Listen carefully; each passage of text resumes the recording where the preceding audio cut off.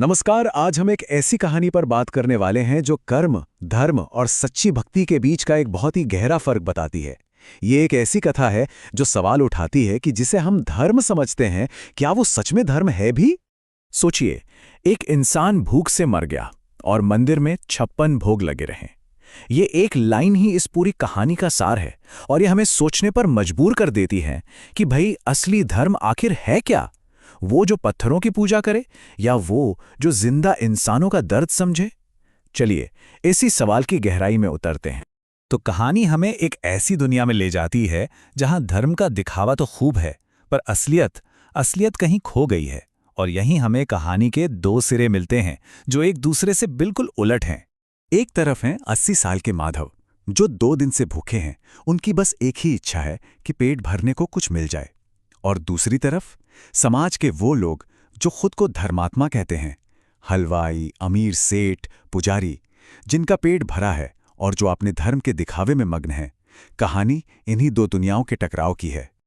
और अब शुरू होता है माधव का वो सफर, जहां तथाकथित धर्म के हर दरवाजे से उसे सिर्फ अपमान ही मिलता है।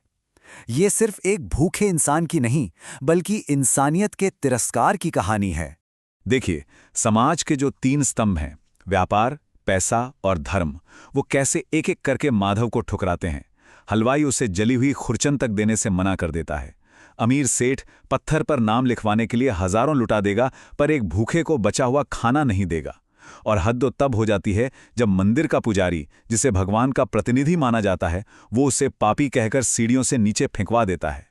माधव का ये जो सवाल है ना, ये सिर्फ उस सेठ से नहीं है, ये पूरे समाज के पाखंड पर एक जोरदार तमाचा है। अजीब धर्म है तुम्हारा, पत्थर पे नाम के लिए दौलत लुटाई और जिंदा इंसान को धक्के मारे। मतलब लोग नाम कमाने के लिए दान कर रहे हैं, किसी भूखे का पेट भरने के लिए नहीं। तो जब दुनिया के सारे दरवाजे बंद हो जाते हैं, जब इंसानों से कोई उम्मीद नहीं बचती, तब माधव की कहानी एक बिल्कुल नया मोड़ लेती है। उसकी यात्रा अब इंसानों से हटकर सीधे उस परम शक्ति की ओर जाती है। यहाँ कहानी में एक बहुत बड़ा टर्निंग पॉइंट आता है। अब तक माधव इंसानों से भीख मांग रहा था, लेकिन जब हर तरफ से उसे धुतकार मिली, तो हार कर, टूट कर, वो अपनी आखिरी उम्मीद के साथ उस शक्ति को पुकारता है जिसके बारे में उसने सुना था कि वो पत्थरों में नहीं बल्कि हर जगह है।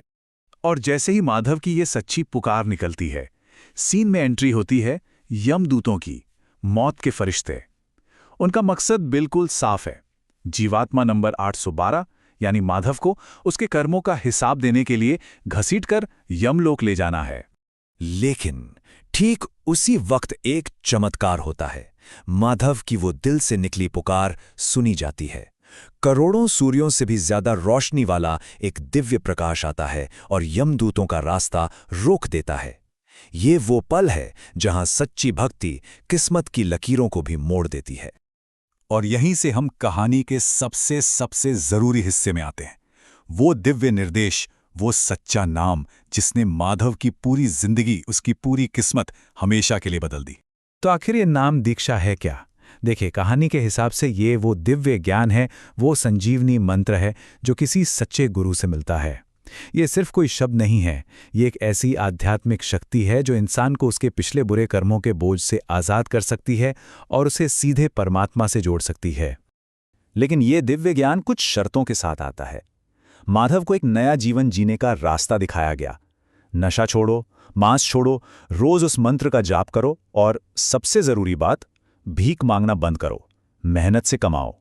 मतलब सच्ची भक्ति आपको कर्महीन नहीं बनाती, बल्कि एक सही अनुशासित जिंदगी जीना सिखाती है।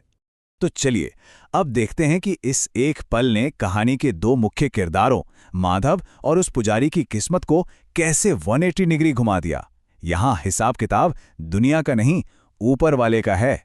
माधव वो पूरी ईमानदारी से उन नियमों पर चलता है, जंगल से लकड़ी बेचकर काम शुरू करता है और धीरे धीरे उसकी भक्ति के साथ साथ उसकी दुकान भी चल पड़ती है। और देखते ही देखते उसी बाजार में जहां उसे धक्के मार के निकाला गया था, वो एक इज्जतदार दुकानदार बन जाता है। और दूसरी तरफ कौन है? पुजारी दीनानाथ, जो खुद को धर्म का ठेकेदार समझता था। अपने मखमली बिस्तर पर सो रहा था और तभी यमदूत आते हैं, उसे उसी बिस्तर से घसीट कर ले जाते हैं उसके कर्मों का हिसाब लेने। ये टेबल देखिए, पूरी कहानी का सार इसमें है। दुनिया की नज़र में माधव एक गरीब भूखा इंसान था और पुजारी दीनानाथ बहुत सम्मानित, लेकिन ऊपर वाले के बही खाते में माधव की सच्ची भक्ति ने उसे सारे कर्मों से मुक्त कर दिया। और पुजारी, उसका पुण्य का खाता 0 था और अहंकार 100%। नतीजा, माधव को मिला सतलोक यानी सच का धाम, और पुजारी को 1 लाख साल के लिए नरक। तो इस पूरी कहानी का सबक क्या है? आखिर हमें इससे क्या सीख मिलती है? कबीर साहिब का ये कथन सब कुछ कह देता है। गुरु के बिना भक्ति वैसी ही है जैसे बिना रखवाले का खेत। मतलब जैसे बिना किसान के खेत को जंगली जानवर उजाड़ देते हैं, वैसे ही बिना सच्चे गुरु के मार्गदर्शन के सारी पूजा पाठ, सारे कर्मकांड बेकार हो जाते हैं। तो कहानी का निचोड़ बस इतना सा है, पत्थर की मूर्तियों पर 56 भोग चढ़ाना या अपना नाम चमकाने के लिए दान देना, ये धर्म नहीं है। असली भक्ति तो एक सच्चे गुरु के बताए रास्ते पर चलना है, ईमानदारी से कर्म करना है और उस मालिक को याद करना है। असली धर्म दिखावे में नहीं, इंसानियत में है। ये कहानी हमें एक बहुत बड़े सवाल के साथ छोड़ जाती है। आखिर ये कर्मकांड और सच्ची भक्ति में असली फर्क क्या है? क्या धर्म सिर्फ कुछ रस्में निभा लेने का नाम है, या इसका लेना देना हमारी नीयत और हमारे कर्मों से है? कहानी तो यही बताती है कि सच्ची आध्यात्मिकता शायद बड़े बड़े मंदिरों में नहीं, बल्कि एक भूखे को खिलाई गई एक रोटी में मिलती है। इस पर सोचिएगा जरूर।